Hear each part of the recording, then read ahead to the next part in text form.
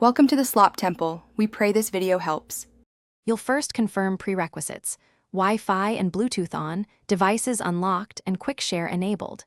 Now start by opening the file you want to send, photo, video, or document, and tap Share.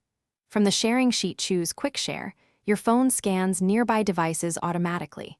Make sure the recipient's device is visible and set to receive. Once done, select the device name and wait for the connection prompt to appear on the other phone. After you select the recipient, the other person must accept the incoming transfer. You'll see a preview and options like Save or Open, which determine where the file lands. Quick Share uses Wi-Fi Direct for speed, so transfers of large files complete quicker than Bluetooth alone, and you'll track progress in the notification shade. If you need to pause or stop, swipe down and tap Pause or Cancel. Make sure both devices stay awake and nearby, so the link doesn't drop. Once the transfer completes, confirm the file saved in Gallery or Files and open it to verify integrity.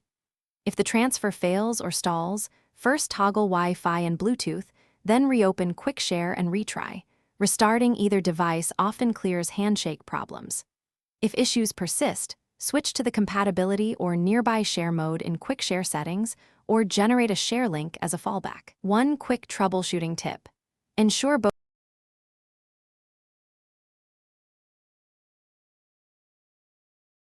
Thanks for watching. Consider subscribing if we helped you.